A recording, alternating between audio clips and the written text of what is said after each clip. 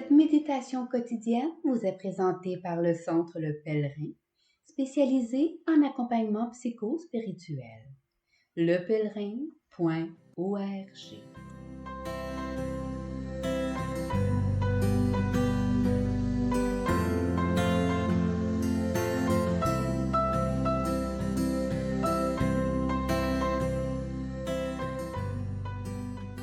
Évangile du vendredi 27 janvier. En ce temps-là, Jésus disait aux foules : « Il en est du règne de Dieu comme d'un homme qui jette en terre la semence. Nuit et jour, qu'il dorme ou qu'il se lève, la semence germe et grandit. Il ne sait comment. D'elle-même, la terre produit d'abord l'herbe, puis l'épi, enfin du blé plein l'épi. Et dès que le blé est mûr, il y met la faucille, puisque le temps de la moisson est arrivé. » Il disait encore : « À quoi allons-nous comparer le règne de Dieu ? Par quelle parabole pouvons-nous le représenter ? Il est comme une graine de moutarde. Quand on la sème en terre, elle est la plus petite de toutes les semences. Mais quand on l'a semée, elle grandit et dépasse toutes les plantes potagères. Et elle étend de longues branches, si bien que les oiseaux du ciel peuvent faire leur nid à son ombre. » Par de nombreuses paraboles semblables, Jésus leur annonçait la parole, dans la mesure où ils étaient capables de l'entendre. Il ne leur disait rien sans parabole. Mais il expliquait tout à ses disciples en particulier.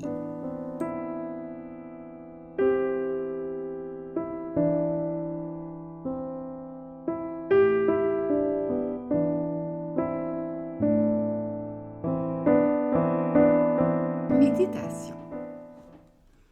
Quelques petits versets qui racontent une histoire plutôt invraisemblable, qui nous parle d'un Dieu bien paradoxal dans sa manière d'agir.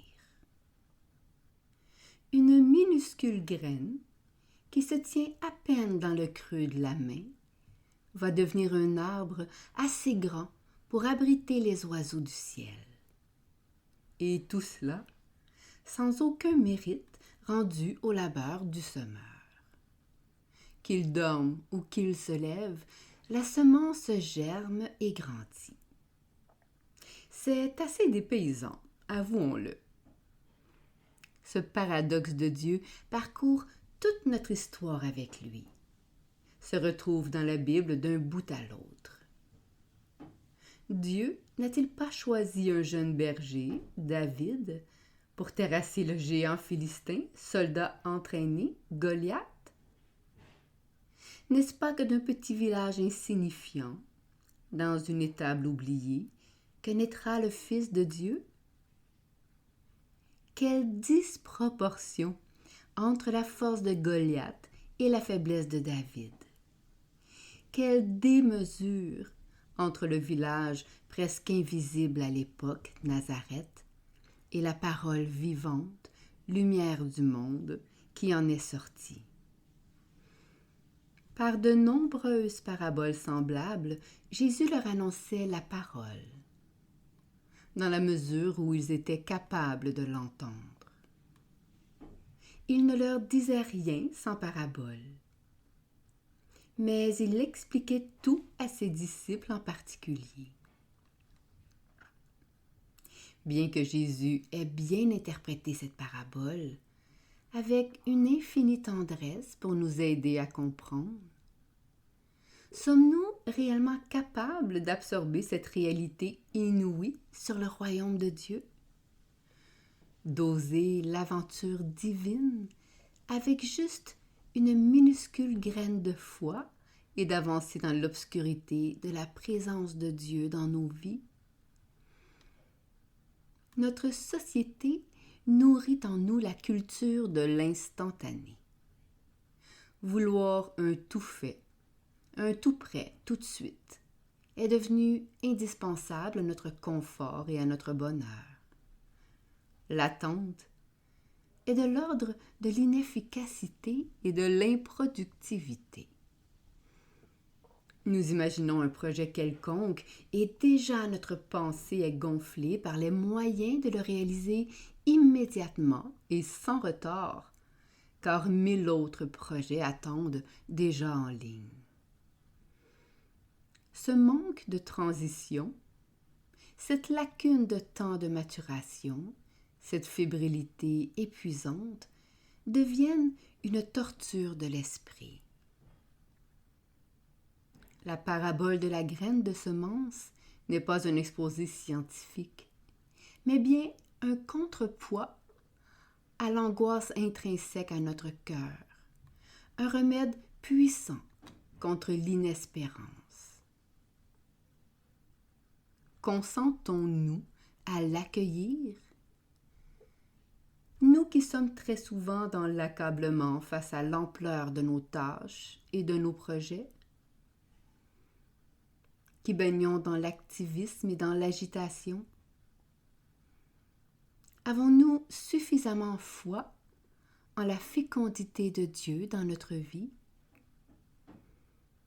Ce n'est guère facile ni évident, et je suis la première à vous l'avouer. Vous avez probablement eu la jouissance de contempler un ciel étoilé par une belle nuit d'été. Ces étoiles dans le ciel sont animées d'un immense mouvement incessant. Mais comme l'univers dans lequel elles gravitent est immensément vaste, notre regard humain les perçoit toujours à la même place, avec le même éclat. Nous ne pouvons pas apercevoir leur vertigineux mouvement.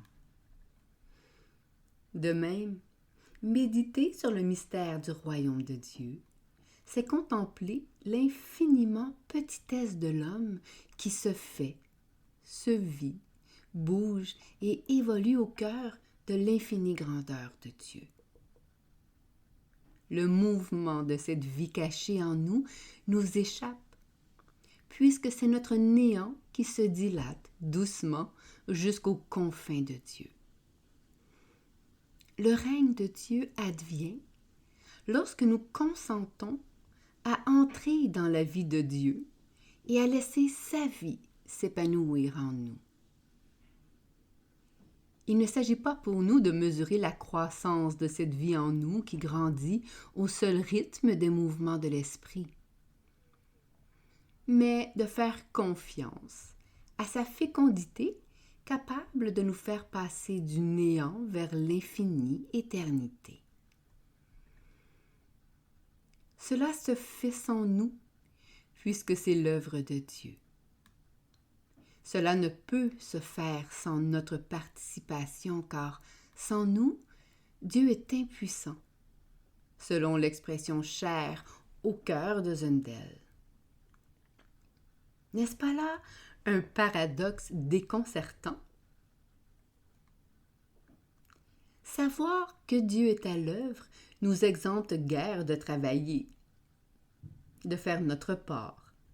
Il nous appartient de garder notre cœur une terre d'accueil, tendre, souple et bien meuble. Il nous revient d'héberger la parole, de l'abriter, de la nourrir avec notre pauvreté intérieure, de la semer sans retenue, puis d'entrer dans le repos de Dieu. Cette semence minuscule dans la pauvre terre de notre cœur deviendra, au rythme de Dieu, herbe à travers notre fidélité, et puis à travers notre liberté, puis blé dans l'épi offert au monde à travers notre témoignage. Heureux sommes-nous si, à l'heure de notre départ, notre vie aurait atteint le temps de sa moisson. Puissions-nous déposer notre vie dans l'intime du cœur de Dieu. Oser un oui, même s'il est fragile et vacillant, dans l'humilité et l'abandon, et surtout dans la confiance que seule sa grâce nous suffit. Puissions-nous croire profondément que nous sommes toujours précédés et aimés infiniment, et que le don de Dieu pour nous ne peut germer sans notre liberté. Et lorsque dans nos journées de dur labeur, nous peinons sous la lourdeur de nos tâches, et nous goûtons au découragement face à l'incrédulité du monde, sachons remettre au Seigneur les clés de notre vie, avec tous nos gros dossiers impossibles, en lui disant « C'est ton œuvre et non la mienne ». Ensuite, entrons dans cette attente confiante, patiente et sereine, pendant qu'il fructifie son œuvre en nous et hors de nous. Méditation écrite par Gladys L. Hello.